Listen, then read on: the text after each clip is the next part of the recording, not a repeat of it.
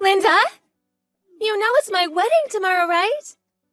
I heard that you were working today. Just what are you thinking? Are you even preparing for tomorrow? Don't embarrass me at the wedding, all right? Good morning, Jenny. It's not like I'm gonna host the wedding or anything, so it shouldn't be strange that I'm working today. I already have the bare minimum prepared, and the wedding's only a short walk from where I live. I should be fine as long as there's no emergency. You sure about that? Why are you even working on a Saturday? Are you that slow at work? I always go to work on Saturdays. Huh? Salons in this area are closed on Tuesdays. You go to one at least once a month, right? You should know this. The salon I run also has days off on Tuesdays. That's why I'm working today.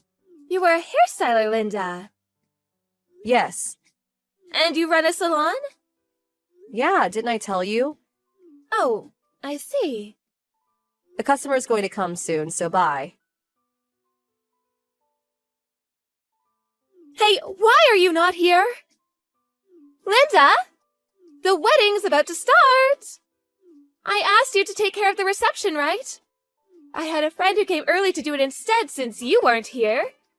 You need to make sure your wedding gift is a hefty sum to make up for this, all right? Huh? We just got news that you were in an accident and were brought to the hospital. You just ruined my wedding. I noticed that my brother wasn't here as well, and apparently he went to the hospital to check in on you. You don't want to come to my wedding that much, huh? Can you not do anything that will stand out on my special day? I won't just let you cancel on me, obviously. It's fine if you're late. Just get here with my brother as soon as they're done with you over there. Hey! You're still not here. The feast is about to start. My brother's there as well, right? You're making a mess of my wedding. If you don't come, pay me $30,000 for your wedding gift, all right? Oh, $30,000? Oh, finally you replied. If you're going to pay $30,000, then it's fine if you don't come. There's no taking it back, all right? Pay me the money. The wedding was stopped midway because of you. My fiancé is even threatening to break off the engagement. What are you going to do about this? If you feel even a tiny bit guilty, then pay me $30,000. Jenny, will you stop texting Linda? Oh, Thomas! Why didn't you come to the wedding? I know you were worried about your wife, but couldn't you have returned to the wedding after checking in on her for a little bit? You were probably stopped by Linda, right? But you have to be tough and refuse at times like that. It was your adorable sister's special day after all. This was probably one of the reasons the wedding was canceled. Linda only thinks about herself. Jenny, didn't you hear from Mom what happened to Linda? Huh? Didn't you hear she got in an accident with? I think she did say something, but I was too shocked the wedding was canceled to have heard. And I'm currently locking myself into my room to show that I don't want the engagement to be broken off. My happiness and my future are on the line right now. Who cares about all that? We can think about it after I get married. So, you don't even understand why the wedding was cancelled and why our engagement is going to be broken off? But there's no reason for such terrible things to happen to me.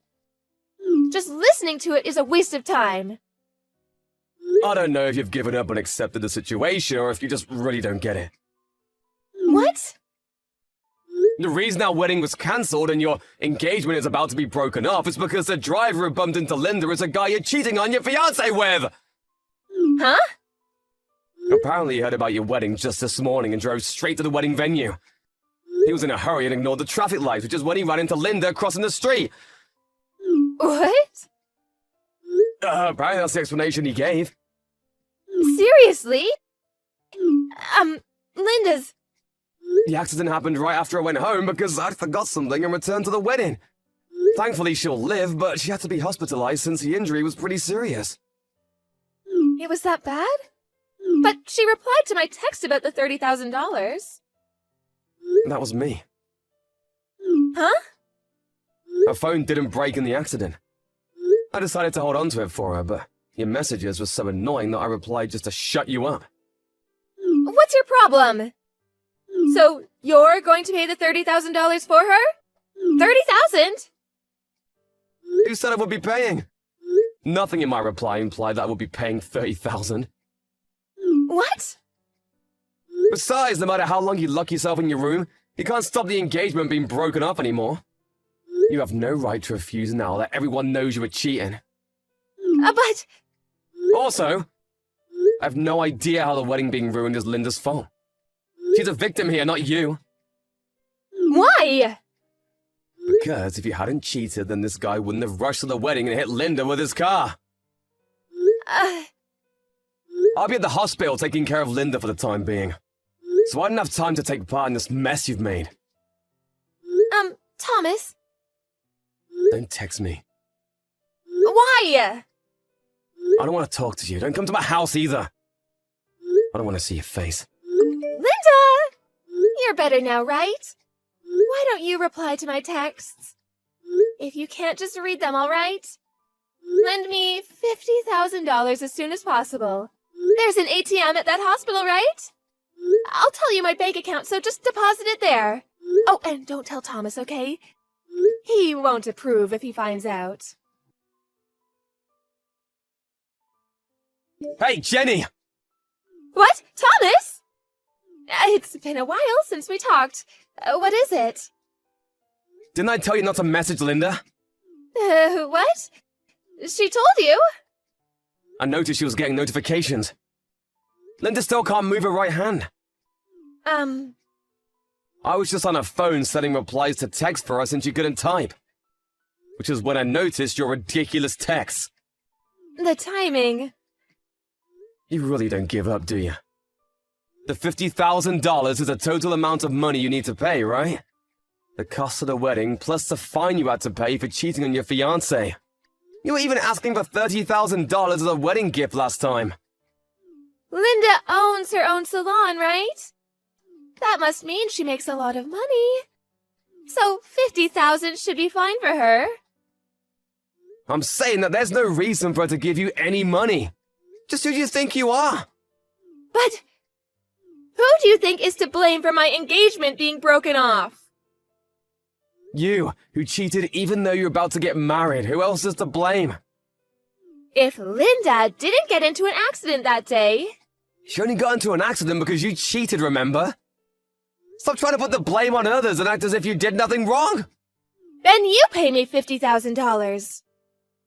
What? Isn't it the older brother's job to help out his younger sister? I said, stop acting as if you did nothing wrong. I'm just asking you to lend me some money because I don't have any. Why, you... The guy you were cheating on your fiancé with admitted his mistakes and is ready to pay for it. Huh? What do you mean? He promised to pay the fine your former fiancé is asking from him. He's also going to pay for Linda's hospitalization fees and a loss of salary while she's unable to work. Quite different from you. Does that mean... He'll probably pay me the $50,000 for me if I ask him, right? Oh my god, I should have asked him from the start. You probably won't be able to contact him anymore. What? The lawyer who mediated for us said he had a change of heart and quit his job to go back to his hometown. What?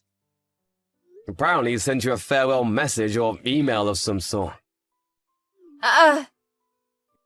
You didn't look at it yet? Oh, I was blocking him. What, you blocked him?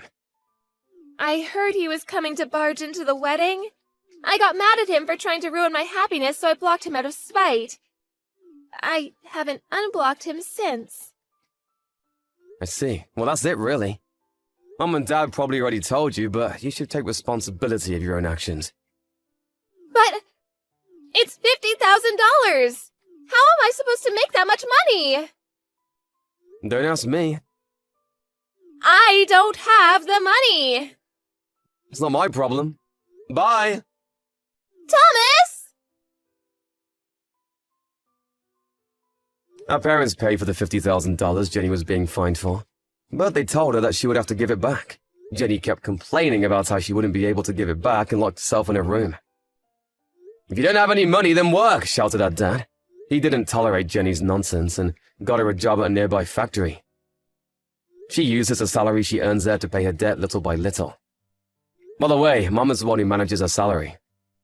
Jenny works hard labor day and night, and never does she stop crying about it. She doesn't know that her parents will cut ties with her as soon as she pays back the money.